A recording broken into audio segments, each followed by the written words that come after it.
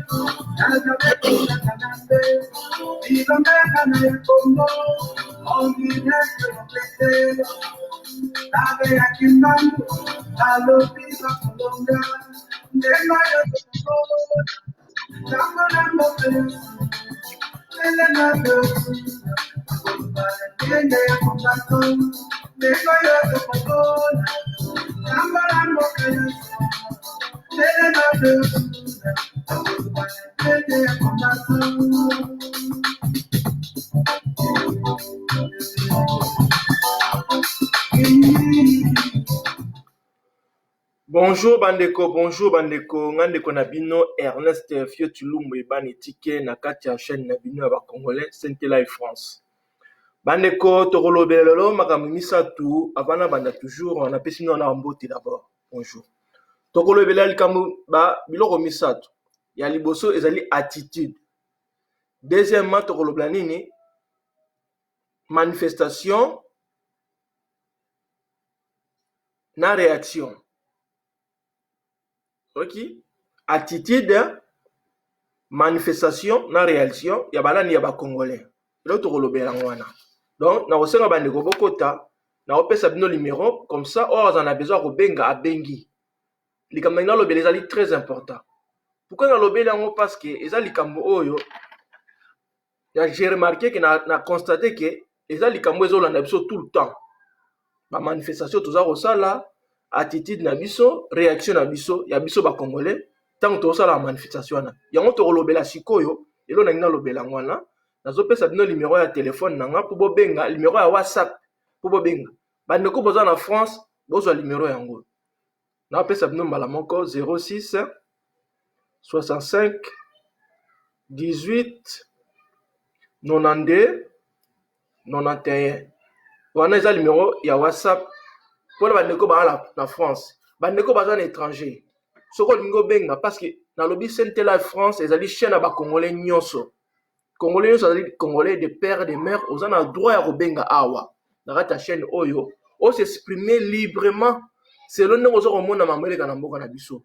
Mais ato pekisi ndeke soko ozali étranger, ozana droit ko benga awa te parce que o ezali territoire na biso Sainte Life France, ezali territoire ba Congolais.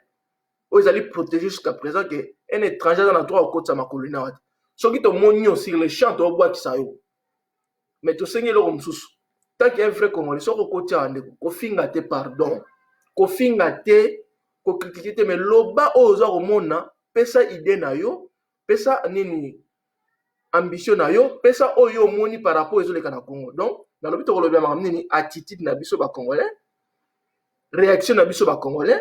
Pendant manifestation ya biso ba Congolais pour mettre limboka biloko misa to lobela yango moni to sali émission yo esprit parce que makambo wana ne yango nezolanda biso nazo pesa bino ba numéro de façon que bo benga mutu ça droit à participer na émission oyo to sali lelo pour erosa émission moto sala ngo pour tout kande solution ezate pour to lobara mais conclusion ça ni to trouver solution que to s'améliorer osomana to e ba ndenge ni to se comporter pendant ba manifestation na biso ba Congolais. Attitude ni tokozala nango, réaction ni tokozala nango.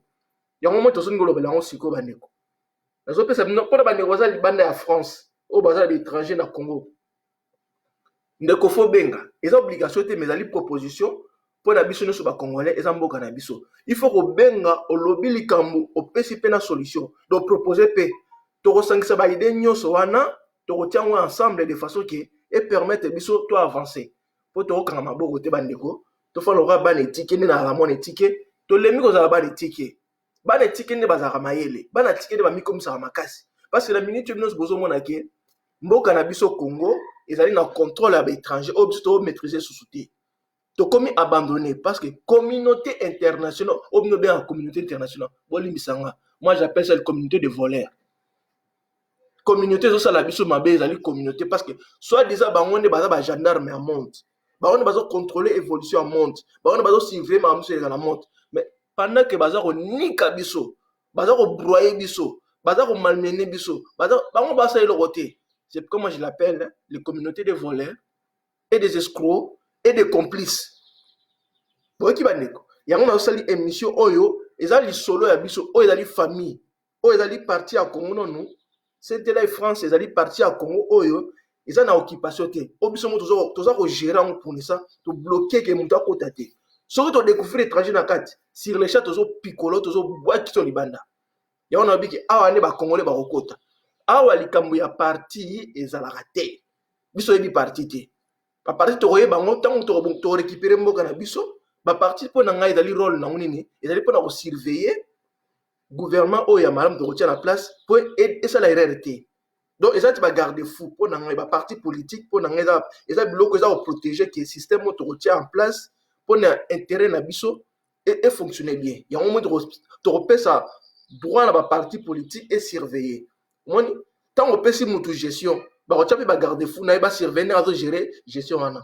Yango rôle nanga na yebiki pas mais la minute na to comme na niveau wana te yango lobi ki na kati ya Sainte-Laye France on n'a pas besoin de ta parti politique pour benga condition ali en moko ya liboso il faut aller dans congolais de père et de mère donc ezali territoire na yo ezali libre ah oyo loba nyonso lingi contre ba basa la biso mabe oyo pour loba nyonso lingi contre bandeko oyo ba bungi nzela oyo loba nyonso lingi par rapport mabe yo salama mais na suka nango opesi proposition na yo.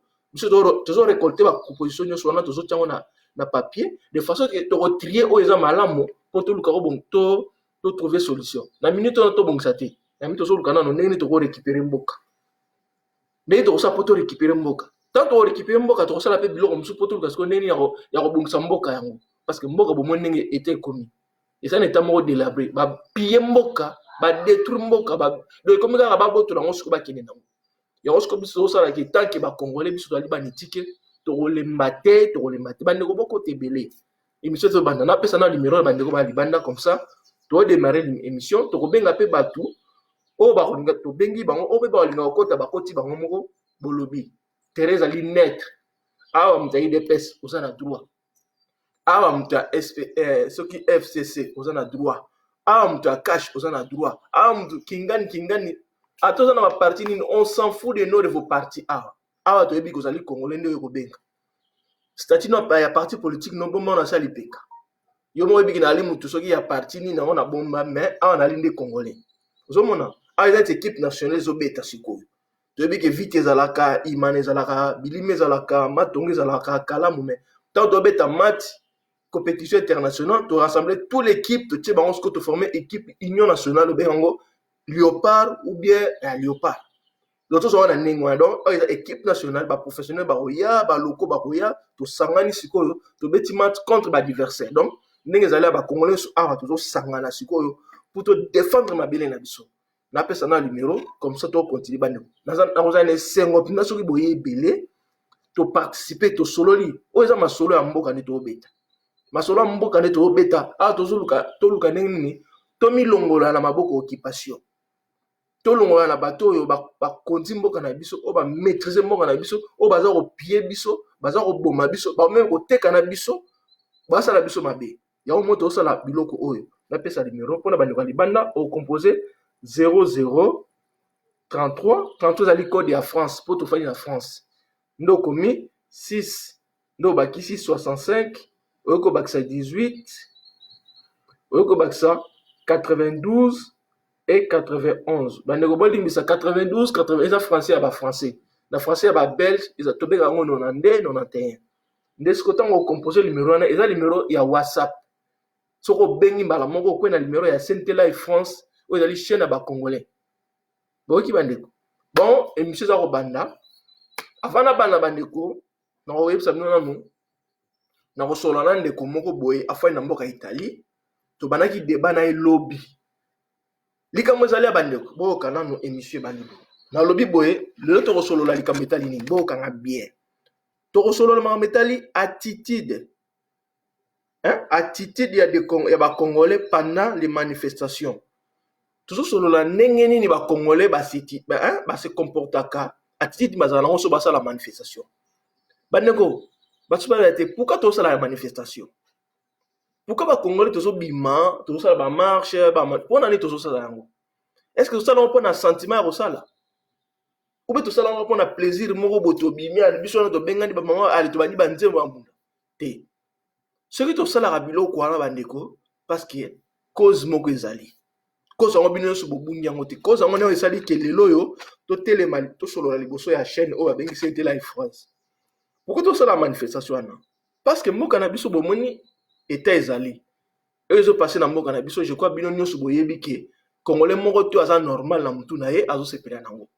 Ya omoni ke suite à makambo wana tozo sala manifestation. Manifestation ça m'a toujours place o elika moko ya malamu ezo lekate na kati ya société moko boye, na communauté moko boye, na groupe moko boye, na pays moko. Voilà le rôle et poussera mutu et le cause et poussera batu basangana basa la manifestation. Mais na remarqué, il a te remarqué attitude na biso tant ça la manifestation. Et comme il est là, mutu tout ça la manifestation pour na but mon personnel. Au moins na ceux qui bande comme ça basali bazu idée à ça la manifestation. Na kata manifestation na auto benga sitting, to benga manine marche ou bien ni manif. Au moins la bande comme ça sunet na kisasa. Na un exemple ya kisasa. Pour na moni makamane ça la mingi na Congo, na kata Congo. Ceux qui battent ndenge ba bimi, ba bon le c'est tous exemple que parti local IDPS. Il dit bon, biso lobby mes crédits to bima. On va manifester. Bandeko, IDPS va manifester pour nani? Parce qu'on manifester parce qu'il y a quelque chose qui ne va pas. Soit na kata parti na bango. Mais ceux qui pour ceux qui na kata parti na bango, je crois qu'ils vont manifester devant permanence na bango, résidence na bango. Là où chaise politique na bango zali. Mais ceux qui bandeko batiki place ba fandaka. Babani ko manifester na kata nzela mais ça prouve que et ça sur l'affaire ya IDPS na parti na bango te et comme affaire ya IDPS et autres là makambo etali République mobimba ya Congo. Pourquoi na lobby na zo zo kombo ya IDPS bandeko? Na zo parti ya IDPS parce que parti ya IDPS ne elakisi biso oyo tozo vivre sikoyo. To manaki papa na biso que je salais à passer place azali que son âme repose en paix na cimetière X. Pour na yebi place nzoto ya papa na biso ezali. Là moi je m'excuse na tie maboko likolo na sengi la paix. Soki na yebaka ne na cité place azali mais na yebi ke papa na biso akufa. Soki bakunai na Kitambo na yebi te. Soki bakunai na Bruxelles na yebi te. Soki bakunai na Kigali na yebi te. Soki bakunai na Congo na yebi te mais batu ba yebi mwana na ye. Mais ngana bira ke son âme repose en paix là où son corps ça se trouve. Papa na biso alobaki liti na yasala kiango pona biso ba Congolais pona défendre intérêt ya ba Congolais nyos. Mais tomoni lelo mwana ya papa na biso, mwana ya mobali. Il était tout le temps avec son fils, avec son père. Lelo ye a commis président ya République otobengi Congo. Mais lelo on a zomi tout na bandeko. Ezali question Congolais soit répondre, ezali nga na répondre te. Est-ce que mwana ya papa Etienne Tshisekedi depuis a commis président boloba ba Congolais vous vous sentir à l'aise ou bien ou pas? Changement continue na vie na biso ou pas? Bozo mona makambo to continuer na modèle oyo ou pas? C'est à vous de donner la réponse na likambo wana. Ya omoni ke na se adresser na ID na nini na IDPS na lobi ke IDPS ke bimesa na mane. Donc parce que IDPS inde parce que membre ya IDPS ye nazali président lelo ya Congo. Na kombo ya Félix Tshilombo Alliance Tshisekedi. Ya on attend comme IDPS. Ya on lobi bandeko souci na ngazali. Pourquoi j'ai eu cette courage à reçoit la émission na kombo na lobi ke l'attitude des Congolais pendant la manifestation? Parce que dans mon lobby zalaki lundi, on a vu ce qui s'est passé dans la ville à Kinshasa avec ndeko na biso, papa na biso, koko na biso, noko na biso, mwana mboka na kombo ya papa mwana semi avec son équipe Boudian Congo. Donc mon papa lobby abimaki soit disant qu'il n'est que porter plainte contre membre occupation na kombo ya Hippolyte Kangame Alain Joseph Kabila. Donc mon que pendant banayi ko bima on a vu que la police congolaise est allée dirigée par l'ordre et président de la République a tindi batu ba disperser manifestation wana. Et salamaki na ba balle réelle pour na mingi nazo koloba il y a des gens bazana betamoko compliqué pour ne pas dire critique mais ils se retrouvent dans ba pote à minene causé par des balles balaki fusillés pour na disperser bango.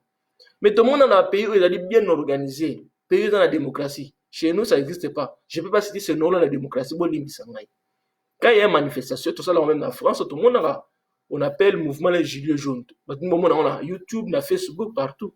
Mais les réalités. Mais on lance quand même des bombes lacrymogènes, bloqué.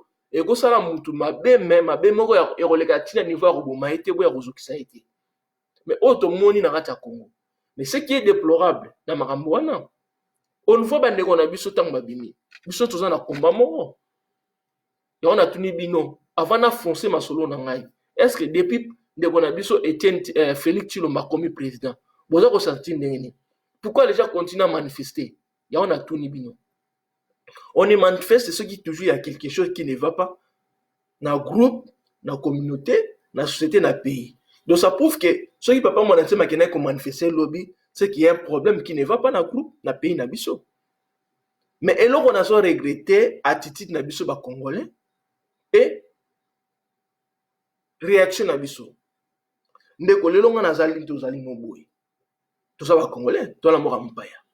Comment ngai bazo nyonga nga bazo nguruta nga bazo gumba nga penda bazo tambusa nga biloko malonga na batu mususu taki congolais attitude no ezala nini na réaction ezala nini omoni sikoyo yango na pesi sikoyo débat lelo to solola yango na retarder te na kobenga ndeko moko azana Italie na otanga komona te metoko yoka réaction na ye par rapport à likambo oyo nazo zoya sikoyo na téléphone to yoka to continuer pona promettre ki na kobenga lelo. On va encore discuter. Ce qui est dans liste nae, on continuer. Na luka ndeko na zo bengai. Bolimbisa ngai na zo lukai. Yene na zo benga siko. Na zo bengaye vraiment il faut na bengaye. Na bengaye pour na albaki je vais l'appeler. Bon, na zo ndeko. Ndeko alpha mère. Bon, na zo bengaye bolimbisa. C'est parti. Fin de l'appel.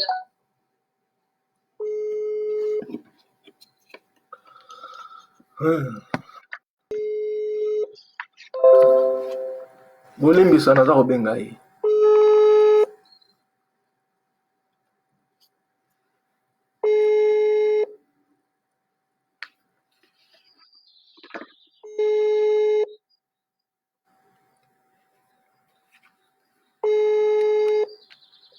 Bon, j'espère qu'on y m'a.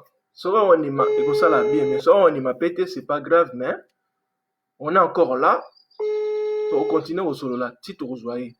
Parce que lobby, tout ça, il y a un débat, ma casse n'en est.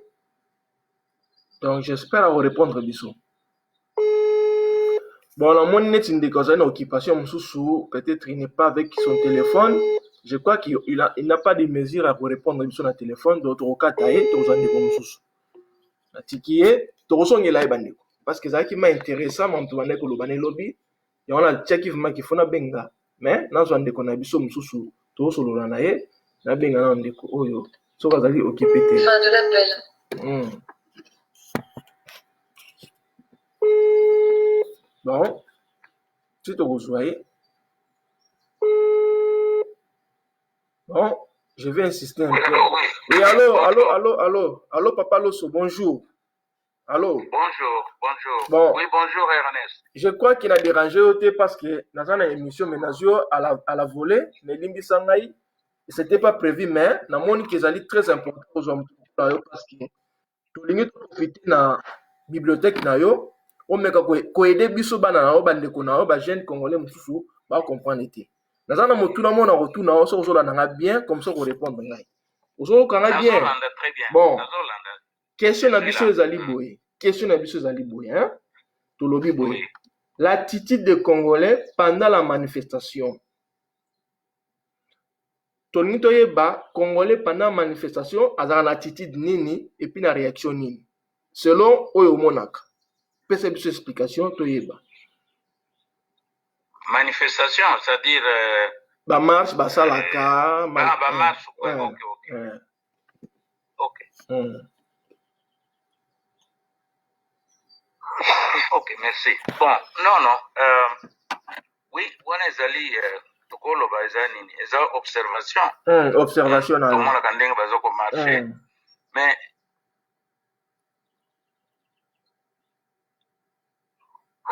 excusez-moi, excusez. Pas de souci, papa. Alors, tout le monde a ezali d'abord tant tout ça la manifestation ni mingi ezalaka ezalaka lokola mwa fete moko boye bazo ko chanter, bazo ko yimba, bazo ko marcher ngana oloba boye personnellement mona ke la manifestation na biso to salaka action sur le terrain mais eloko ezangaka mwa moke ezali lokola ba réflexion. Par exemple tant tobimaki na dossier ya nani ya Fally Ipupa tobimi tosali marche bon eswaki mpe mabe mpona bafrançais tobuki tobuki biloko na bango batutumbi bamituka bamoto etc. Bon eloko nga namonaka ezangaka mwa moke réflexion ezalaka te derrière la marche mpo marche nyonso ezalaka na bitu nango mpo nini toza komarche tolingi tozwa résultat nini nga namonaka mingi réflexion mpenza ezalaka mingi te. Par exemple nga tosalaki marche moko le 24 octobre ya l'année passée na Washington. ezalaki marche moko ya monene na kati ya Washington na kati capitale ya baaméricain tokoki kosuka na marche wana na Maison Blanche devant ndako ya nani ya Donald Trump. Bon tobengaki mpe bapresse internationale bayaki bafilme biso police ya la ville ya Washington, police ya officielle oyo babenga la police métropolitaine a accompagné biso avec motard s'il vous plaît et sirène. Donc tala niveau ya support ya soutien. Donc police ya ville apesi biso soutien total, apesi biso bamotard na bamwi na basirène azoko dégager nzela mpo biso toleka tolobeli makambo ya génocide ya Congo ndenge bazokoboma bato na biso na este na Butembo na Beni tozokoyebisa baaméricain tozokoganga yango na nzela tozoloba yo mama yo papa cellulaire wana ovandi nango telefone cellulaire wana to ordinateur wana ovandi na ndako na yo oyebi bakongolais combien babomi okozwa yango oyebi makila bakongolais combien ezokotanga ozwa cellulaire wana. Donc vraiment toti bango devant baresponsabilité na bango tolobeli bango polele marche wana ebandaki d'abord tosali kamwa réunion peut-être 1 heure de temps 1 heure et demie todiscute bastratégie mpona nini toza kosala marche but yango eza nini après tosali marche na nsima marche tosali conférence de presse bajournaliste baye topesi bango bacommuniqué de presse oyo nga namonaka bino mbala mingi oyo esalamaka na poto awa namonaka boye te namonaka mwa désordre moko boye parce que soko moni ata boza kotambola bato bakose demande mais pourquoi il marche quel est le problème baza komarche mpona nini après boke tomarche tosali makelele topanzani et puis après kaka l'avant marche l'après marche eza lokola l'après marche pas de changement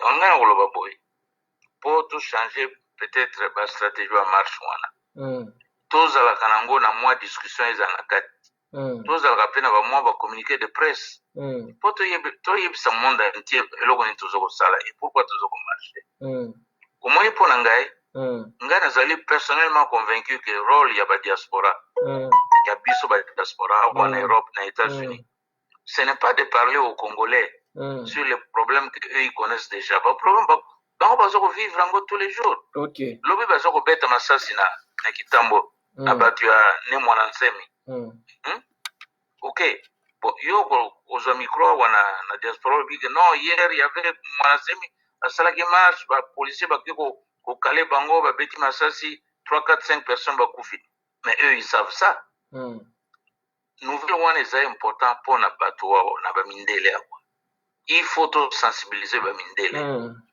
nga mpona ngai débat na ngai ezali ke comment komobilize biso to se mobilize biso badiaspora tolobela bamindele babi oyo eza kosalama na congo bapillage bacrime contre l'humanité biloko mabe mpenza oyo eza koleka na congo bango bayebi te chez vous en France là est-ce que bato bayebi ke lobby marche moko ezalaki personne on a même pas il y a même pas l'illusion ça c'est comme si rien n'était comme si rien n'était alors mpona ngai na mokuse na koloba boye ke mpona biso role na biso ya badiaspora ezali mpona kosensibilize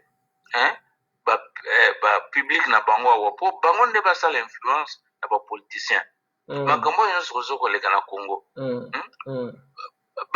bazali soutenir par baoccidentaux surtout bato lokola na bino na france wana macron ezali très impliqué na gouvernement na ye na makambo ya na mabe oyo nyonso kagame aza kosala na congo ye ayebi makambo ya efali ipupa ezalaki sponsorisé par l'organisation internationale de la francophonie oyo ezali organisation bafrançais bango nde bayaki na fali ipupa baya kosala concert na paris ozomona donc mpona ngai ane omona koloba boye biso badiaspora totelema vis-à-vis baopinion publique ya bango awa totelemela bango po bango mpe bapopulation batelemela bapoliticien na bango batika kosoutenir badictature baza koboma biso na afrique surtout na afrique centrale moto lokola kagame museveni tout ça baza na soutien ya baangleterre soutien ya baaméricain soutien ya bafrançais ya babelge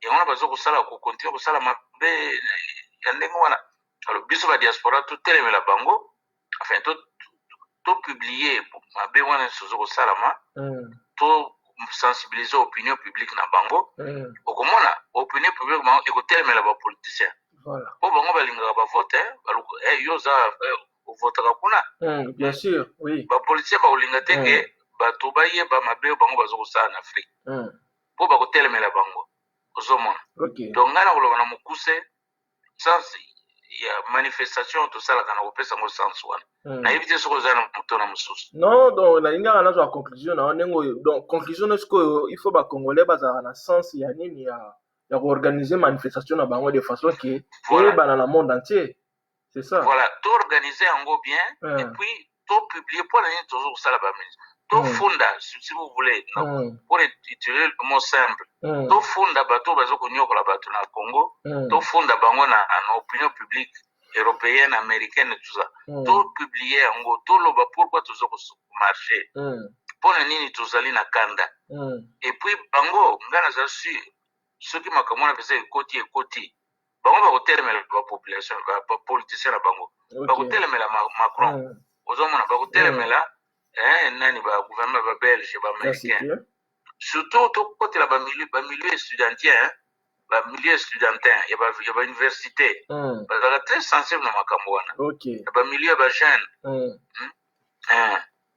ngai namoni boye sinon toza kosala kaka bamanifestation mais ezokende kaka pamba boye tozosala bamanifestation sur manifestation kutu oyo ya nani ya fali ipupa yo yebi ngai natangaki quelques commentaires bajournalistes français mais bazalaki étonné babi mais pourquoi ils ont fait ça qu'est-ce qui se passe donc ils n'ont aucune idée bayebi te komba monene oyo eza kosalama na est ya congo ndenge bato baza kokufa kuna bajeune fille bajeune garçon baza kokufa ils n'avaient aucune idée alors donc wana eza échec na biso bato ya diaspora nous avons échoué parce que message na biso ezoleka te na esika biso tovandi omoni papa très bien ndenge orépondre na question wana ngai na kopesela kobakisa na limbisanga vraiment nazwi omona parole oui nazoyoka nazolanda eloko esali biso toyebi koexploite culture na biso bacongolais te culture na biso totikaka yango kaka parti ya musique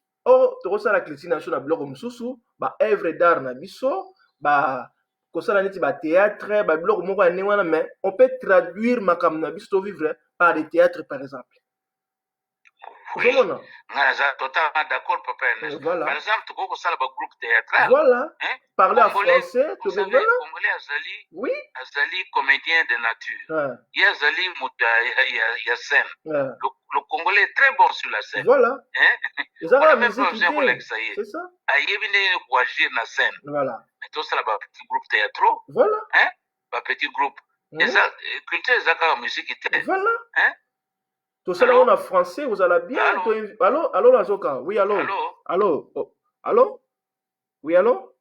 Allô. Oui, allô, papa. Tozo Kayo.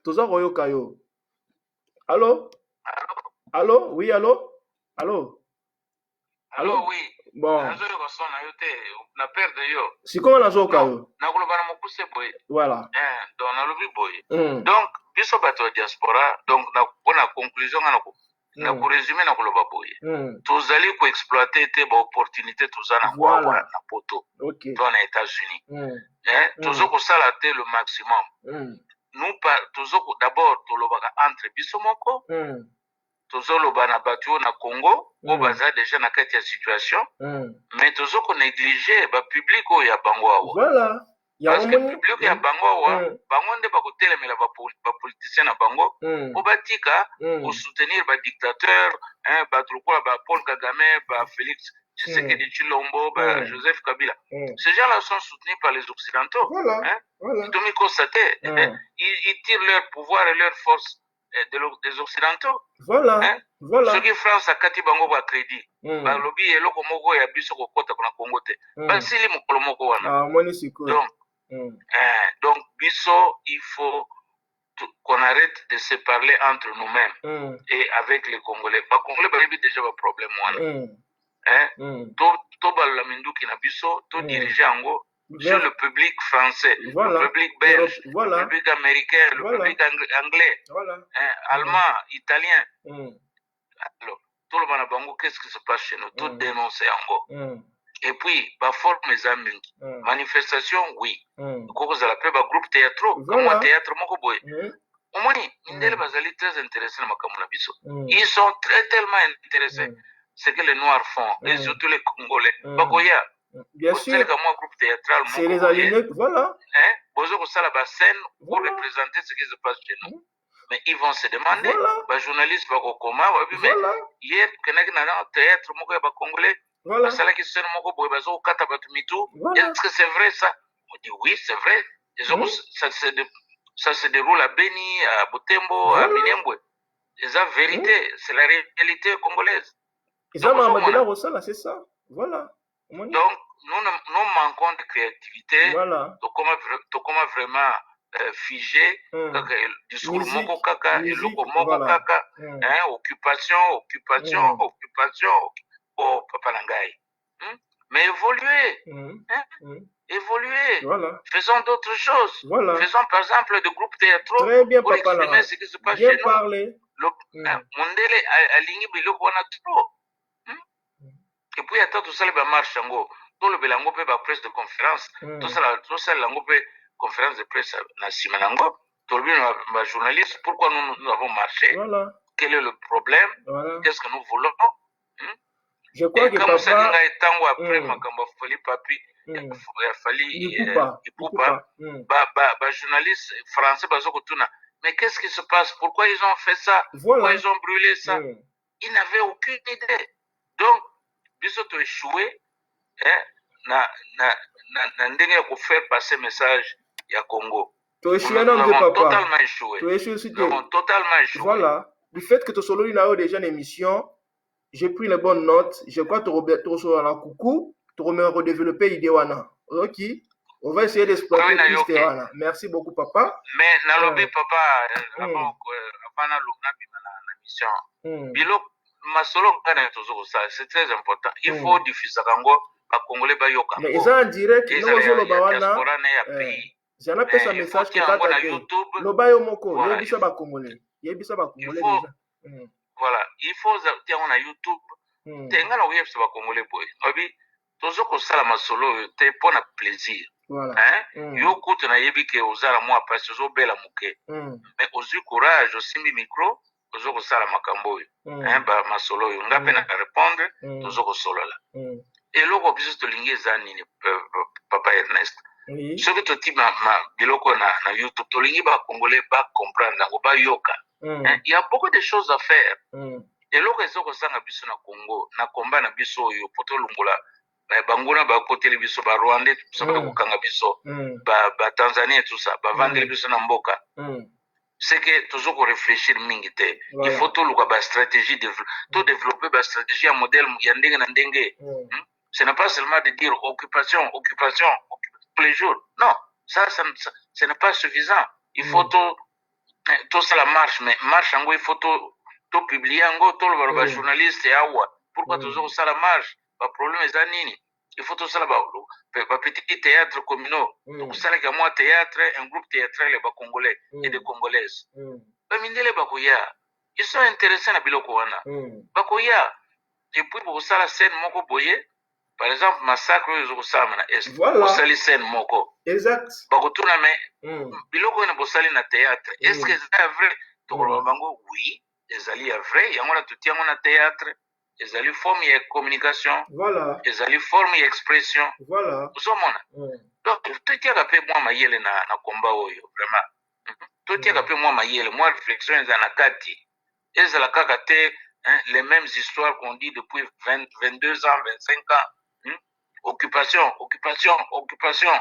mais à quoi après après c'est quoi ndala kobakisa so eloko mosusu papa nalimbisa ngai na kobakisa lisusu on peut même sélectionner on peut même sélectionner ba jeunes congolais il y a chaque province to sengi neti France to osala tournoi ya football awa kaka toloba ke groupe euti na province boye bakobeta bale mais to sengi match yango ebetama football yango esalama en la France to sengi ba français nyonso ezala neti entrée moko à prix cassé tout à fait ça peut marcher tout aussi. À fait. Et quand vous avez un groupe de football, et pour football, les gens m'accrochent en Europe, mais il y a un principe, des exemples, bien, c'est le groupe théâtral. Voilà, les deux, voilà, c'est facile à monter, ça ne prend pas beaucoup d'argent. Et puis, moi, je vous dis, le Congolais, c'est un Azali naturellement théâtre. C'est naturel et pas n'abisso. Tu prends n'importe quel Congolais au tiers na étage, na podium, à la performance. Nakata soupe papa. Nakata tout Congolais. Voilà. Et Congolaise. C'est ça. Nakata soupe. Vous allez très fort na voilà. Na ba kisa susu ne to solo na yo. To ko zana neti na Kinshasa. To bi marché à Bikeko. Ou dans la gare centrale. To ko ça l'effort que to lukata 20 artistes. Ba préparer ba œuvre d'art na bango, ba yena ngona poto. Pendant qu'ils vont travailler, comme ça, on l'expose. Et en même temps, on passe un message. Voilà. Je veux même aller plus loin. Ngana zana ba œuvre d'art nanga ebele. Ngana zaka collectionneur ba art congolais. Zanango. Et je suis sûr que je ne suis pas le seul Congolais. To beti mbela to bi Congolais yon zana ba œuvre d'art. Toujours ça la moins exposition ba art congolais. Des arts congolais détenus par les Congolais. Oyanango. To ko yanango.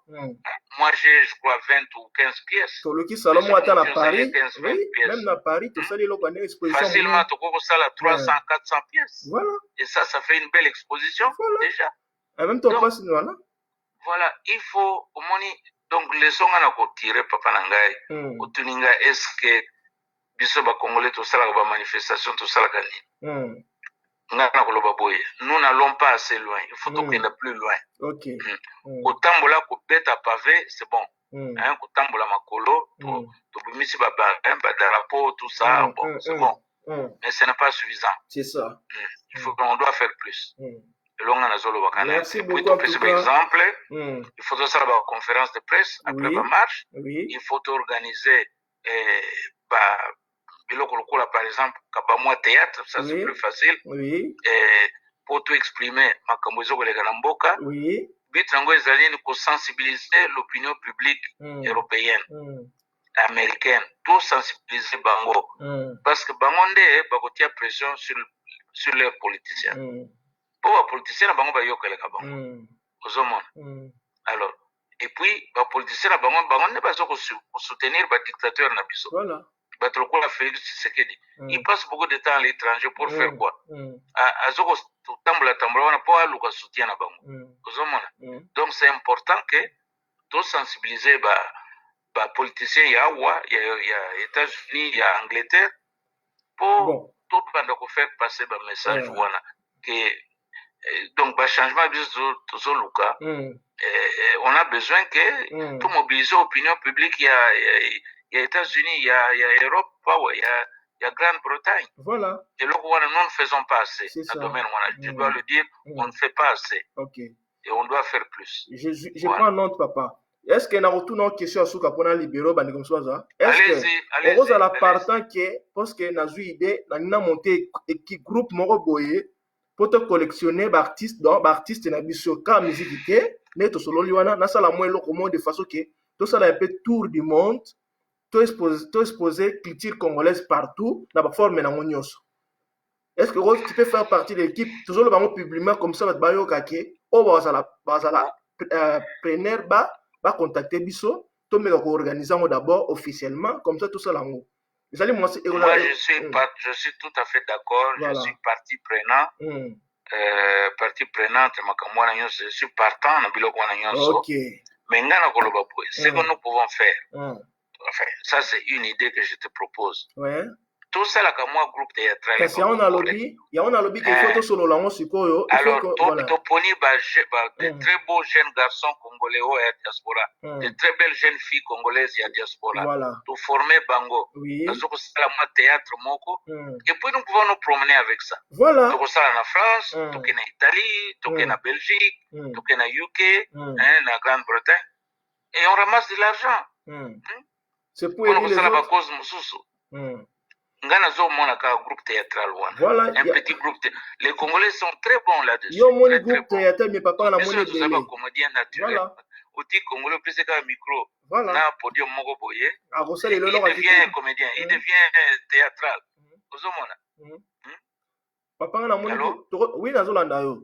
Toko zome ba peintre na biso ba. Oui allô. Ah téléphone yo. Allô, un instant, na comprendre le système yo ça. Oui, loko na zo katana. Non. Téléphone ils ont quitté. Voilà. OK ngai. Bon, tenga eloko ngana lobaki tango micro kangami ezali ke to sala ka moi je suis partant na biloko wana. To sala ka moi groupe théâtral congolais. Et puis to meka kotela dans ce groupe là, to tia peut-être confidé tribu na biso na biso. Voilà. Quelqu'un histoire-lophone, voilà. Lingalophone, voilà. Lubaphone, Kikongophone, voilà. Groupe Mogo Boye, toujours ça la théâtre. Qu'est-ce que nous allons faire dans ce théâtre-là? La vie au quotidien à Congo. Voilà. Massacre, bravo. Vie à Kinshasa, vie à Kisangani. Voilà. Donc, moi je vous dis, le théâtre, c'est un moyen d'expression. Le plus efficace en plus. Voilà. C'est même plus efficace. Parce que ce sont les personnes qui agissent en scène. La musique, voilà. Qui est la musique. Voilà. Et ça ne coûte pas beaucoup cher. Ça ne coûte pas cher du tout. Au moment où on a mindele balinga biloko wana makasi.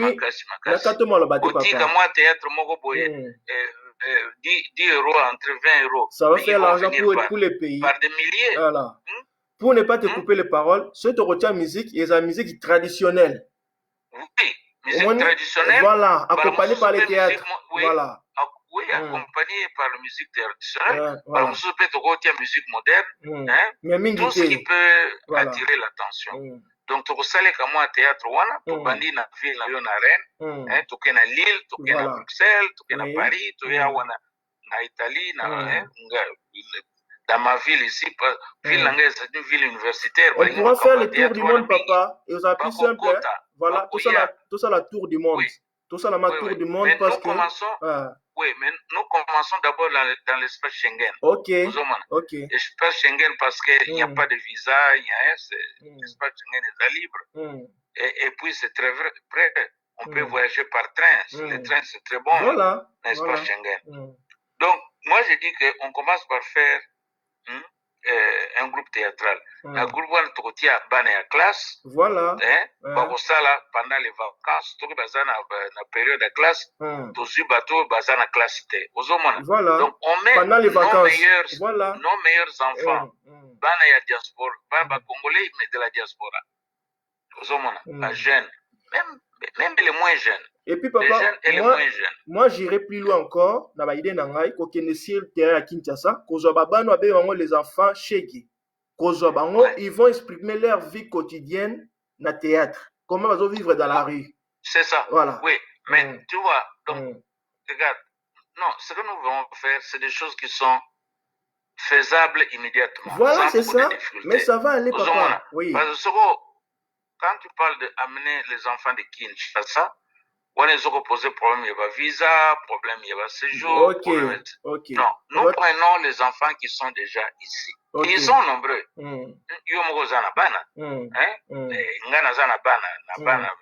Mes grands enfants,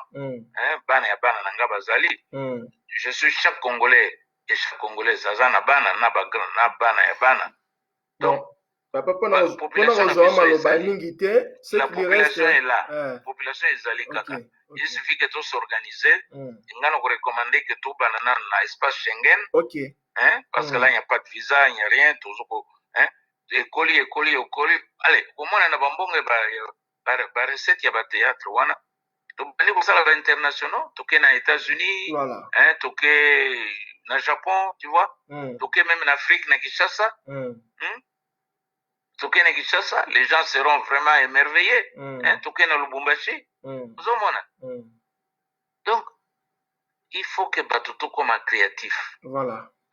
Les modèles anciens là qui on répète les mêmes choses. Ça devient archaïque. Pas de changement. Ça devient ringard. Il faut tout évoluer. Voilà. Bon, merci papa. En tout cas, moi je suis tout à fait partant. Après émission, on va contacter.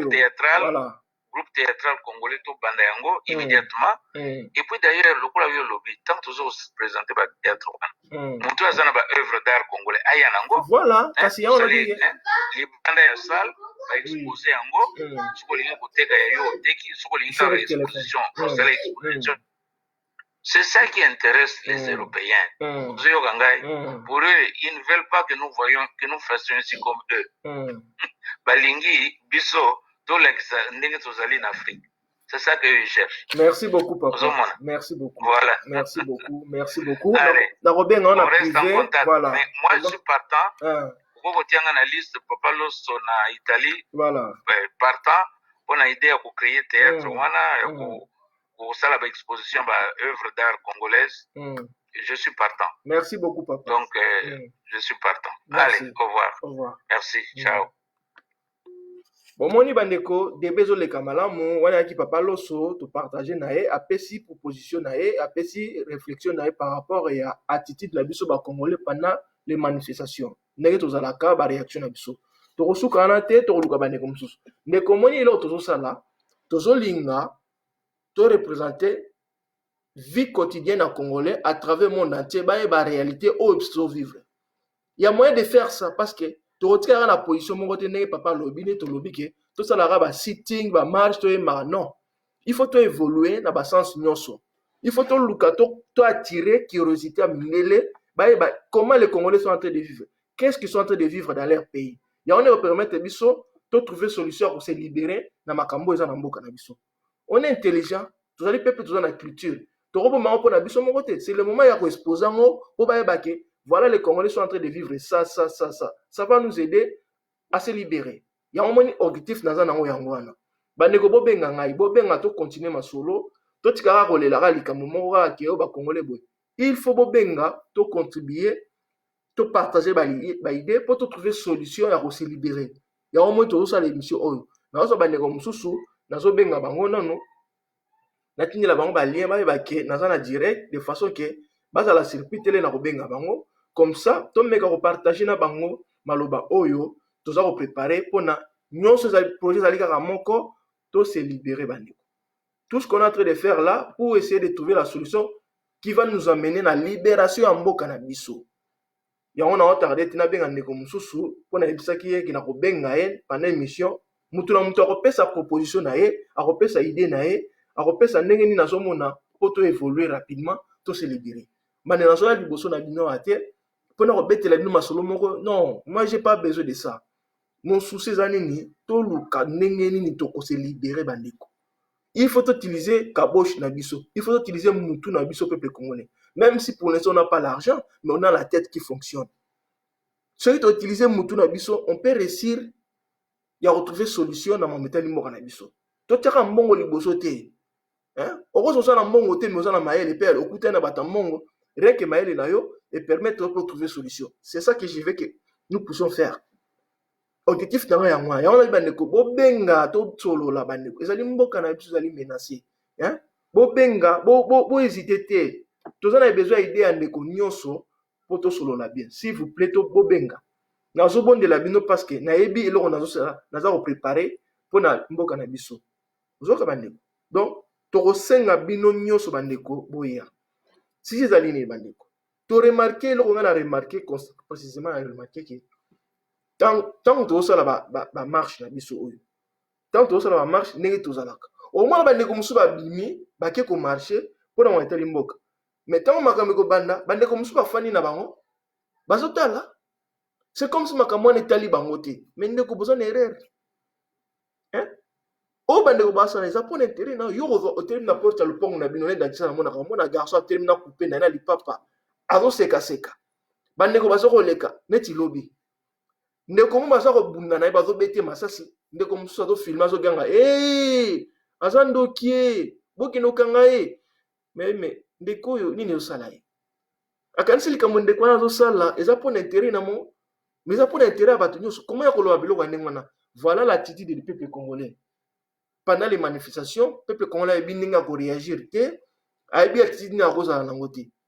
ezali affaire moko ezoconcerne biso nyonso bacongolais bandeko biso nyonso toza na kati ya merde oyo comme on dit en français nous sommes dans la merde. Le peuple congolais nous sommes dans la merde. C'est à cause de ça bandeko mosusu oyo bazosupporter merde oyo te, ils se révoltent babimi na balabala, ils font des marches, ils font des sittings. Comment yokokanga maboko comment yokokanga maboko, comment yokosala semblant comme si likambo yango ezoconcerne te. Mais non ndeko tu es dedans na olinga toza na kati parce que tu es congolais. Congo n'est pas menacé, donc il faut concerner les Cambouana. Il y a un moment où tu as la mine, tu as une solution. Bo benga, bo pesa ba idée, tu continuer à évoluer, tu meka ko avancer raisonnement na biso bandeko. Tu meka ko changer façon na biso komona vision de vie na biso na metali Congo. Il y a un moment où tu as la mission. Tu sala ngo pona ngai moko te na sali punga na lobara ngai moko non. Hein? Ndeko o to ba to benga ye. J'espère à ça, je azongi na téléphone na ye, dans la position de téléphone na ye, au moins quand la musala, to meka na. To meka. Fin de l'appel. Tozo zila, parce que to premier day to benga ye, na lingina yoka idée ya mutu na mutu, façon ya mutu nyonso azo raisonner pour na meteli mboka na biso. Toza na besoin nango parce que bo moni tozo solo na papa na biso. J'ai conclusion qu'il faut monter un groupe ou un bureau et va permettre de exposer vie na biso ba congolais dans le monde entier ba ndenge to vivre ndenge to za revivre. Et va permettre ba voilà les congolais ils ont tel problème. Peut-être à travers makamwana ba retrouver pe solution ba aider biso. Mais talent ndenge papa lobiki o esalama na gare de Lyon en France. Mindele ni bazaki étonné ba yebaki ke ilo onezoleka. Zomona, vome baye bake likambo soki salami parce que cause nango ezali boye. Yango na li bit ya message tozosala, yango tozosala bandi. Nazosenga na bino tout bandeko, soyons cool, soyez clairs, zala à l'aise na mutu, exprime-toi. Kozala étouffé te mik omi kangate meleko, bozomona tozosala. Nga na ye awa pona perdre temps te, toyebi ki mabe eza na Congo. Nazoya awa sikopo to trouver solution na mabe eza déjà na kati ya Congo. Na repère de temps na ngata bita ndonga masolo ke Congo na minute eza malamu te. Bino moyebi ki biso nyonso eza malamu te. Maintenant, moi je préfère aller de l'avant. C'est-à-dire trouver ce que ba solution par rapport à makambo izo leka na Congo. Bit naza na ngolo boso na yango. Ya nazo benga bindo bandeko, boya to participer à l'émission ensemble, to trouver solution collective. Ma metali moka na biso. Sinon te eza malamu te. Et là on a rebêté la CT vraiment parce que ezali nini bandeko tant likambo ezali bandeko bazolinga réagir malamu te ndeko likambo Congo etali biso nyonso bandeko na ngai biso nyonso tozali concerné soki baninga bazosala likambo soko oyebi eza ya Congo tia nzoto bandeko tant mosusu na nsima na onde to retrouver solution koloba te ke bango babimi nga na telemi na coin bango basali non ndeko yango ni lo tozoboya et puis tolinga te totikalaka na position moko ake non tosalaka ba marche te bandeko. Ba stratégie ezali belé, ba stratégie eza na mitu na bino. Eza na mitu mindele te. Ba stratégie bozana ngo me bozo e ba te bozana ba idée ya bien. Ya tozo ko benga bino boya, to solo là au moins kita msuma moyo ko loba yango ne ko pesa solution na libération mboka ozomona parce que c'est comme si toza ko hésiter mais bandeko tant na mibenga ki na liba nitike bandeko eza sentiment eza aventure mais ali vérité na mi pesa kombo na passe na tala ki réalité ezo le kalambo na non en tout cas nous sommes des enfants banetike ya on a bien des solutions zo mara entre biso na biso bana etike boki bandeko kaka biso moko ne tokozwa solution wana hein ya on a dit bon nazo benga ndeko na nga Zarko sikoyo soka kokota poto solola na ye to prometa ki to kobenga ye poto passer l'émission na ye toza kobenga ye sikoyo parce que azali parmi ba invité na biso na émission ya lelo ndeko bino nyonso boza ba invité na ngai o aza na temps abengi ngai on va continuer à parler nazo benga ye sikoyo po nazwa ye poto solola na ye sikoyo nazo lukana benga ye comme ça aya voilà hier on a na juillet nazo benga sikoyo Fin de l'appel. na bengi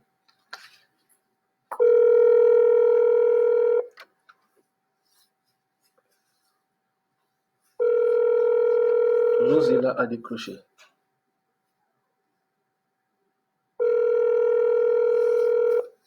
Allô? Oui, allô, ndeko na biso. Allô, Zarko? Allô, allô, oui, allô? Allô? Allô? Oui, allô, papa Ernest. Bon, mbote ndeko na ngai. To bengi yo parce que na minute toza ko bengo to. Toza na kati émission na biso Sainte Life France, émission na biso ba Congolais, ozali Congolais. Papa to bengi yo toza na question retourna yo. Ozali prêt à répondre na question na biso? Ouais, je suis prêt, je suis dispo. Bon, question zali boye. Quelle attitude les Congolais peuvent prendre pendant la manifestation? Attitude nini ba Congolais ba koza nango pendant la manifestation? Question de tunika ya wana, tonito eba, tozana besoin de réponse à ndeko nyonso, idée à mutu nyonso. Façon nini ba comportement ni ba koza nango bien réaction ni ba koza nango pendant manifestation bazo sala. Merci, parole est pas nayo. Merci beaucoup pour la parole. Merci à vous pour le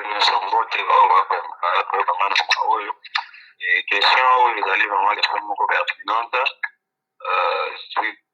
Pour répondre dans la plus bref. La plus bref, faut que Congolais doivent comprendre. Comportement, il doit être libre à cause d'un amour devant la manifestation. C'est que na zo benga ngo ezelo ko moko lokola esprit ndenge kitaki la porte na ko yango tout ce qui va on va propager la bonne nouvelle et puis ce maintenant parce que congolais vivant ba manifestation photo garder na comportement ya esprit et donc esprit à bomoko parce que na kati ba manifestation tout le monde va s'en passer esprit à bomoko dans la raté entre nous les Congolais. Misusu bayaka na makambo tusu oyo ezali contre manifestation bazo manifester pour na cause ezali juste bayaka na groupe na bango comme ba infiltré ba misusu bayaka comme na combat juste na comportement oyo ezali juste et d'où na ba manifestation il faut Congolais nyonso ozala na kati ya esprit ya bomoko parce que ce qui se fait à bomoko ça sera difficile pour que ba panza biso pour que ba longa biso devant manifestation donc ce n'est pas pour aller plus loin qu'il faut pas ça ba stratégie belé pour nous avoir un comportement moko non ce qui a dans un comportement ya bomoko on fera face à la répression nyonso oyo ekoya na ba manifestation comme il faut. Donc ce qui est important d'abord c'est ça. Na kati ya manifestation bomoko entre nous, allez ceux qui bomoko écoute parce que tout ça ba femme tout ça na toyebani na biso deux fois. Mais manifestation les esangisi biso. Lokola to kobimi pour na cause ezali juste cause ezali normal et esengi yango lokola esangisi biso esengi pe biso to sangana pe encore et âme na esprit na biso. To koma bomoko pour que tout ça la fasse dans la manifestation. Donc c'est ce qui est très primordial et pas congolais parce que tu y es expliqué tu y es la réalité à congolais, tu y es la réalité à makambo nyonso ndenge lega. Donc tu y es bien ça l'infiltration et ça les marapé parmi nous les congolais dans la manifestation. Donc nous pour nangai ezaka juste que tout ça na bomoko et non une partie baza bomoko, une partie baza contre, une partie baza pona mutubo, une partie baza pona mutubo. Ce qui baza bomoko, ça sera la meilleure des choses au Tokolonga. Ok. Bon, to répondre partie à question. Nagina tuno lisusu par rapport au esalamaki lobby na ville à Kinshasa. Yoza na kada Kinshasa, otiraki conclusion ni na manifestation esalamaki lobby pona yo.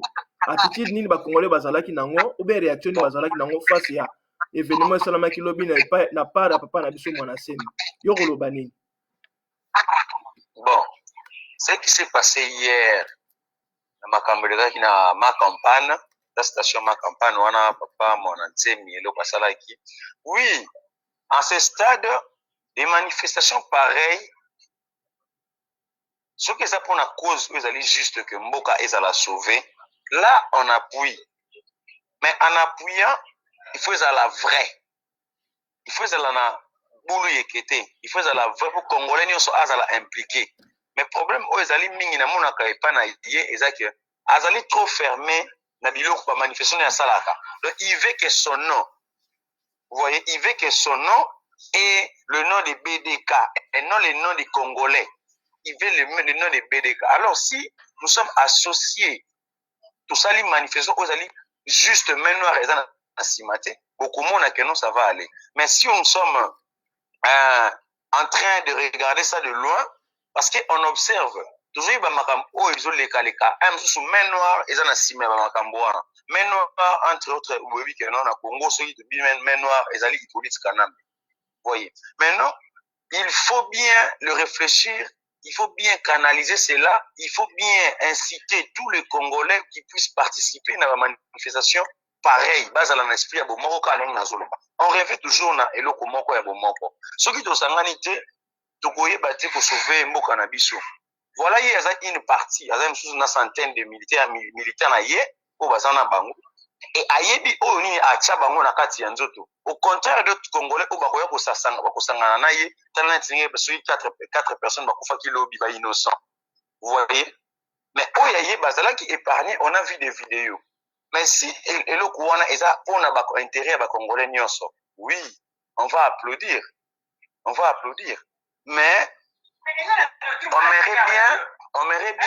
on aimerait bien d'abord observer et le courant parce que biso tu as posé à manifestation et ça tout Congo la ville province de Kinshasa et le 25 provinces etikali et non seulement une commune ou un quartier baki babimi de basali wana et kozala effet mon côté mais ceux qui tous le côté on a 4 districts et que tous les 4 districts et bimi libanda je vous dis ça aura le fait. Et ça m'a fait moko mususu par rapport que non ya bat moko babimi na kwa moko boye et bat mususu ba ko banga ya zalaka na kisi ata bimi ya blisa ces oraité ngai ko zo ngai na kokufa tu vois voyez un peu mais ceux qui tout ça que non biso nyos l'esprit ya bomoko on sait que non na combat no so babundaka il y aura des victimes et ko sana bato ki ba ko koma na suka pour sauver Congo mais ça ka lokola histoire ya Israël na Égypte bana Israël na kati ya Egypte babimaki moto ayaki po libérer bango o apesaki bango esprit wana force wana amonaki te akomise te Moïse akotaki te. Vous voyez et maintenant ce qui est un esprit à kosangana entre nous d'abord les Congolais ce qui nous tue c'est ça. Nous devons être unis pour sauver le Congo. Si nous sommes divisés, ndenge ba politiciens ou basala kabiso awa, il y a politique qui est divisée pour mieux régner, il y a ngo balonga kabiso. Mais ceux qui tous allez unis ensemble, je vous dis, bakusala eloko moko te et puis même l'armée, même la police, nous devons être soudés parce que sans nous l'armée ne va pas exister, sans nous la police ne va pas exister. Sans aussi bango Bisopé doit exister parce que bango peut exercer makambo pour la population. Vous voyez. Si nous maintenant to komina esprit à bomoko nous tous ensemble. To boité. Ce que tous à 80% ya bateau tous ça ini. Et à 20% ba otika la bazana pour bisoter. Mais ba ko région de après. C'est ce que nous on a besoin. Et comme ce qui se passe aujourd'hui dans la ville pour moi ça qui dit ça qui message me go sur Masiko OK. Confirmer je vais en partir pendant 3 semaines. Pour quelle raison? À partir quand? Pardon? Pour quelle raison? Le 6 avril. Le 6 avril. Mais comme le voyez, il y a blague. Le 6 avril. Le 6 avril. Comme le voit blague, vous voyez? Et comme il y a la blague, j'ai au Lili Pâté, tout ça là, on a bango. Et c'est ce que maintenant, comme la blague. Nous serons obligés d'être dehors, de inciter la population pour que tout bima. Pour moi, je pense que c'est le seul moyen où tout ce qu'il y a au Congo. On a bengi, on a combo, il y a Corona pillage. Corona pillage, on a gosé le manabanda pour les Congolais. Oh, il y a besoin de compléter pour la mal, il y a des Congolais. Voilà. Vous voyez? Voilà.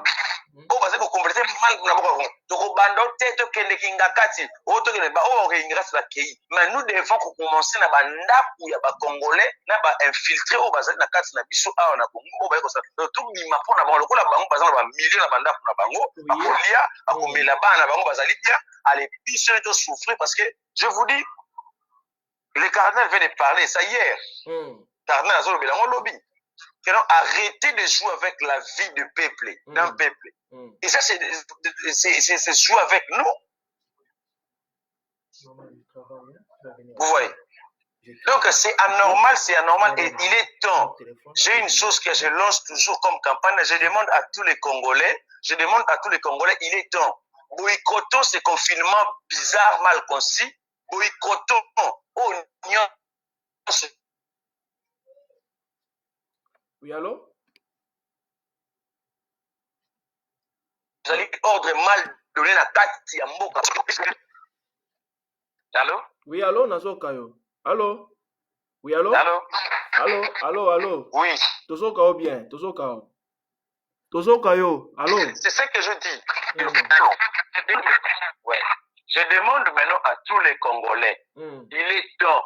Ce qui était prévu de passer le samedi au Eleki, tout appliquer en gros pendant ces 3 semaines où il y a confinement. Nous devons être dehors. Ceux qui vont bêta Massassi, bêta Massassi. Ceux qui vont boma, pas boma. Mais je vous rassure que il y aura une partie des militaires, policiers seront avec nous les Congolais qui sont conscients, nous les Congolais qui luttent pour une cause juste. Parce que Moutazana Mbongote a pour 3 semaines en c'est impossible. Et arrêtez aussi confinement et je na bozoba o ya lokuta ya coronavirus dans la kati ya Congo alors que eza na kati ya Congo te eza loko zo qui sont na kati ya Afrique te. Mais les gens ne comprennent pas la Oui, allô? Allô? Oui. Donc c'est ce que je disais. Donc en ce stade où Tozali, j'ai qu'à demander à tous les Congolais na Sengi. Tous les Congolais, je suis votre humble serviteur TGV les voyants, Zarko Sefou. Je vous demande dès ces 6 que tous à la Libanda, tous à la Libanda pendant 3 semaines, tout faire face à Nabango. Parce que aujourd'hui, la ville de Kinshasa a plus de 13 millions d'habitants. Mais si on n'arrive qu'à sortir même 1 million d'habitants dehors, excusez-moi le terme. Allô? Bon. Pas le terme, mais ces médiocres-là n'auront pas à faire quelque chose contre nous. Et le militaire, j'insiste, ceux qui va militaire, il est temps, tout sangana. Il est temps, tout sangana ensemble. Mais, ceux qui militaires, la militaire, on va infiltrer sur la carte de Congo parce que tout le monde. Mais ceux qui militaires congolais, osent aller conscients que le peuple congolais, le Kolayo, a souffrir, il faut ôter les mains et l'ongo pour qu'elle sauve le Congo. Parce que ceux qui Congo sont libérés, il y a militaire au cause de la malamu, il y a militaire au cause du salaire, il y a malamu, mais c'est cause de la malamu. Mais au cas contraire, il faut qu'on mette au botolio mundu qui te bomio parce que donc, tout, je lance vraiment l'appel à tous les Congolais. Boycottons le confinement qui va se passer à partir du 6 avril. Boycottons cela. Serons nous tous dans la Libanda pour que tout les mela. Ngobila, tout les mela. Tshisekedi, tout les mela. Oh, nyoso bazali ko sala ba idée mbasana ba idée machiavélique na bango pona.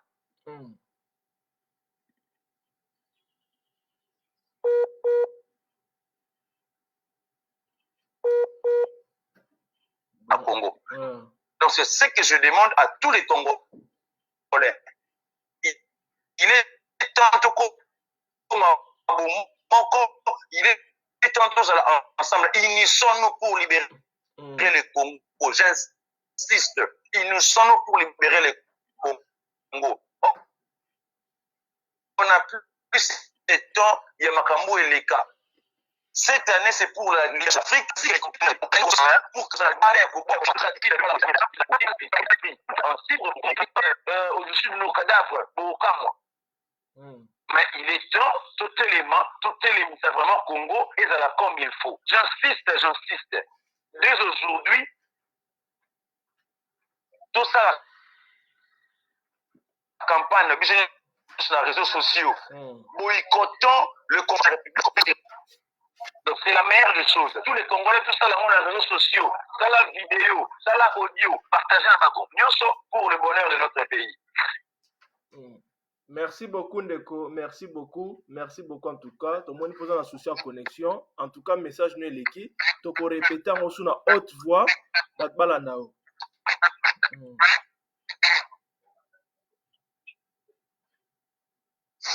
Allô? Allô, oui, allô? Ouais. Donc, c'est simple. Le Khan a 5 000 peuple congolais. Tu es solo cause à la bomoko. Tu es solo cause à la bomoko pour que Congo est à la libérer. Ceux qui sont à bomoko, Congo est à la libérer. Ceux qui sont à diviser, tu es à la libérer. Donc, on permet à 5 000 à partir de l'élo. Donc, tout ça là.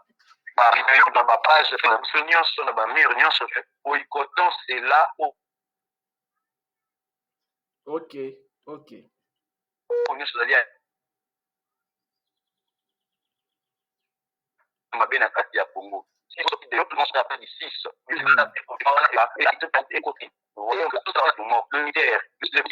derrière la population, soyez derrière la population pour que toutes les messages. Congo est dans la sauver. On en a marre. On en a. Merci beaucoup, Ndeko. Merci beaucoup. Merci. Mon pote. Na moni connexion na ye, ba ndeko bolimisa, ezali na kati ya Congo. Un serviteur que j'ai fait le moment je vous parle, où il dit que Congo est dans la sauver. Bon. Donc c'est ça quoi. Merci beaucoup, papa. Merci beaucoup. Bon, boki nende kwa alobi ke gouvernement ya occupation oyo ezali dirigé na bato oyo binomo boyebi badeside ke confinement ekobanda le 6 avril pendant 3 semaines. Ndeko mpona information na bino confinement eza na date déterminée te. Bomoni biso ala na bafrance oza na confinement, mais gouvernement na epesi biso nini date d'arrêt nango te parce que eza maladie. Eza eloko moko te keza lokola ke séance moko bokobana na ntongo na po kosilisi maladi nde eza kodeside ya fonction nini ya réaction ya gouvernement ndenge azobunda bango basengaki ezala semaine passée semaine oyo bayebi ke ekomi sikoyo le 6 avril ndeko na kosenga na bino nyonso ngai bana etikanisa bino congolais nyonso ndenge ndeko alobi botelemela likambo oyo botelemela yango bondima yango te ndenge ndeko ozako alobi na kati ya Congo bino nyonso bobima libanda. Le 6 wana mutu akotika na ndako te bobanda koboykote makambo wana donc dès le maintenant na kosenga to partager message na Facebook na WhatsApp partout bakosaka na vie na biso ndenge wana te pepe congolais bakosaka na vie na biso ndenge wana te na babato oyo bazangi ntina oyo bango pendant ce temps là bazwi temps ya kopesa baprovision loko baza na mbongo ya pays bazwi biloko bakotiela bandako na bango pendant 3 semaines bakosentir impact moko te baza na mai baza na courant baza na congélateur baza na provision donc ils ont tout dans leur maison bango na bana na wana basi makoli mais le peuple bino bo souffrir ya on a lobi soki bongo ba meki le 6 ezali journée bo ke no sila na bango bon ça la porte à porte ko récupérer biloko nyonso bango ba bombi pona basa la confinement bango bino bo zwa ngo ya kolia peuple congolais bozwa message na zo loba o na kati émission ya Sainte la France ngai ne kona bino ba netike trop c'est trop.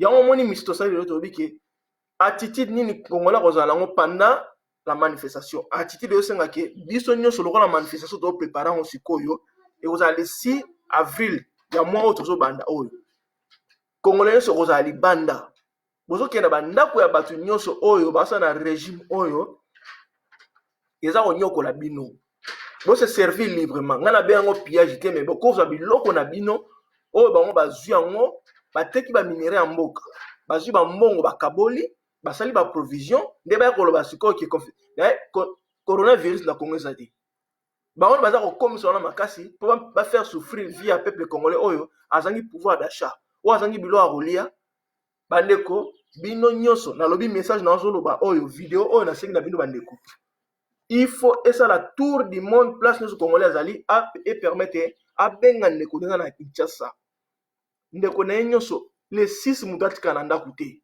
bino nyonso bakobima na minute na osenga lelo ezali mardi bobanda kocible bandako ya bato nyonso boyi basa na régime wana nasengi na bino moto akotika na ndako je suis désolé ezali mot d'ordre pesami à partir ya Saint-Ela et France il faut se prendre en charge ezali likambo etali mboka na biso bato bango baza kosakana na biso bamoni ke Congo ekomi ya bango non Congo eza ya biso nyonso soki mbongo eza na Congo ezali mbongo ya bakongole nyonso comment expliquer ke mbongo ya Congo biloko ya Congo bato mosusu baliaka yango bamosusu bakufaka nzala eloko basali wana bazwi base préparer à conséquence de façon ke bango bazala tranquille batalaka bino bakufaka nzala ekoleka ndenge wana te peuple congolais ekoleka ndenge wana te yango na esi bino à partir maintenant bozwa bamesure nyonso ndeko ozala ko aza na Kinshasa tosengi réseaux sociaux eza unique moyen de communication na biso bopartager information partout ke le 6 avril ezali jour bozobima bozokenda baporte nga na kobenga yango pillage te parce que biso oza miyibi te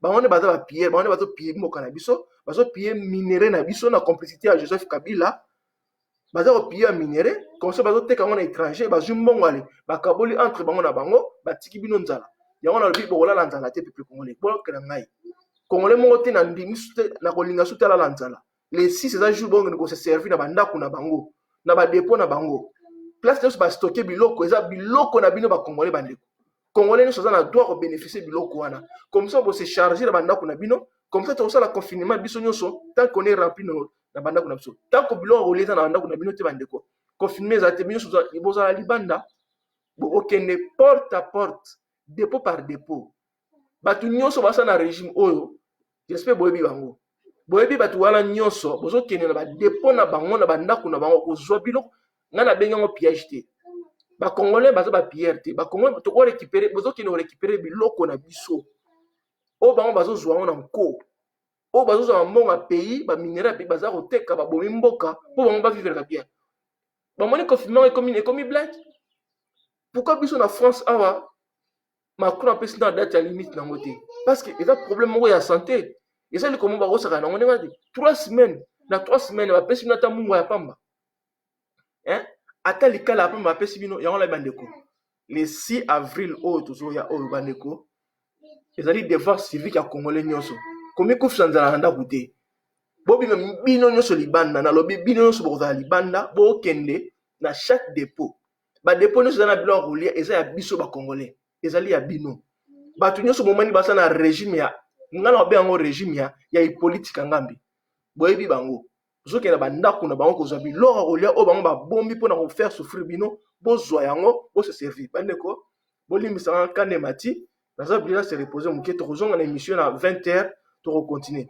ndeko bozwa émission oyo nasali oyo na poko ya lelo bopartage yango partout na monde de façon bakongolais nyonso bazwa information oyo bapartage yango bandeko tozwi décision ke il faut to exploiter bapiste nyonso ya Congo pour te faire passer message totika na nga na culture moko teka ya musique te toza na baartiste congolais toza na bato ebele toza na besoin ya bato nyonso wana mpona kopasser message na mona te nazwi décision na komonte groupe moko bokanga bien na komonte groupe na korassembler baartiste nyonso quand je dis artiste ezaka artiste musicien te il y a des peintres il y a des dessinateurs il y a des comédiens il y a beaucoup de corps œuvre d'art na biso la musique traditionnelle tokosangisa bato wana tokomonte groupe moko boye groupe wana nayebi nde tokodirige yango teloni tokosala parce que objectif ezali mie ke ezali moko il faut topasser message na monde entier parce que mindele jusqu'à présent bazocomprendre te ce qui se passe dans mboka na biso yango nde tozwi décision ke tokoutilize mayele na biso pour faire passer le message na kati ya vie ya bindele bayeba eloko nini bagouvernement na bango bazosala biso zoka eloko nini ba gouvernement na bango baza kosala biso yango siko tozwi tokotilize siko moyen na biso. Donc à partir ya semaine prochaine tokobanda préparation na kopesa numéro na nga na kati ya WhatsApp na kati ya Facebook ndeko nyonso aza na besoin rejoindre biso mouvement wana tokopesa nkombo le Congo pour la libération. Comme mouvement ezali le Congo pour la libération, mouvement ezali mpona koluka ndenge ya kolibere Congo. On va créer des groupes, mais nous sommes dans le banc public. Mais c'est une de nous allons intéresser à contacter ngai na numéro de téléphone ngai to solo là to za comme on a besoin d'artistes, les comédiens, les peintres, les dessinateurs. On allons corps et artistes on a besoin na bango pour na monter groupe wana. Objectif est pour essayer de trouver la solution comment on peut passer le message pour na faciliter à libérer mo cannabis. Parce que mindele nyonso baza ko se plaindre batu nyonso amona tia bike makambo na biso so sala bazo e bangote. Il faut to ba ndenge ko transmettre to passer message. Mais ça to passer na musique té hein. Ils ont la façon belle ko passer message. Donc projet en wana na ko lobila on a pourquoi bandeko na soutien na parce que nous autres en en forme té pour na ko éviter que to fa nesika mo très longtemps ça mabe, c'est le conseil à médecin na soutien na bandeko bo so direct o bon partager pour le but qui est la poto batina message na Congo les 6 qui buzo ba oza ko continuer na mboka balobi que confirmé na le 6 avril après avoir joué avec les gens après avoir reçu la provision en mbongo ya pays. Vous imaginez bazo ba minerai na biso parce que il y a rien qui fonctionne au Congo et comme ba minerai bazo ba minerai bateki mbongo bakaboli entre bango na bango et maintenant ils ont fait des provisions pour na bango pour dire que confirmé zo banal les 6 pendant 3 semaines. Et les restes des pauvres Congolais, moi, je ne dis pas les noms pièges. Je dis que nous allons se servir dans le bango. Parce que tout ce monde-là, ils n'ont pas l'argent. Ce sont des voleurs. Ce sont des voleurs. C'est des chômeurs à longue durée. Musale tikalika koyiba minere na biso ya pays, bazoteka yango et bazokabola mbongo bango na bande mi basala. Moïse sera yibi loko bateki mo bakaboli entre bon la Bible. Donc c'est ça qui est en train de faire Joseph Kabila Azaro sala na groupe naï. Azoyi ba minéré na leki ne jowe na bandegone musu bateki ba minéré pa ba chinois ba coréen ba pays ba zumbongo bazokabola entre bango na ba collègue na bango. Et nous maintenant to ku faranzala. Bo kingai dans les 6 to koyeba na bango banani bazali ba kolombongo. Tout ce monde là commencé par Joseph Kabila Azamu Yibi. Je dis ça, moi c'est un voleur. Il n'a pas l'argent. Batu nyonso bazo travailler na ce sont des voleurs. Bon qui n'a peuple congolais.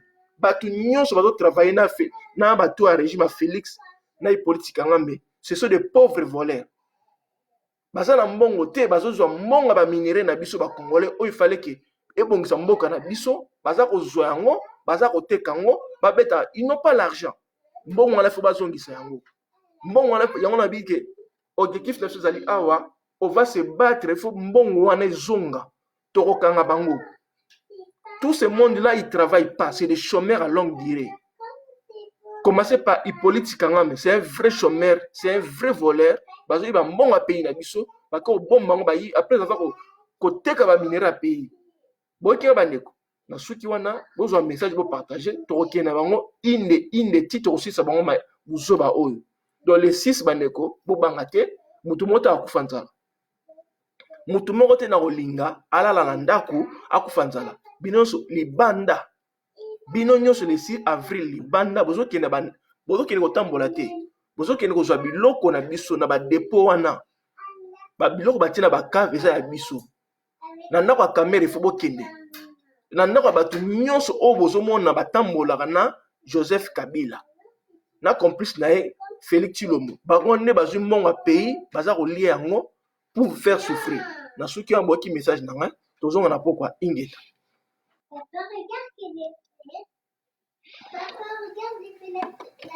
Très bien maman, j'ai fini.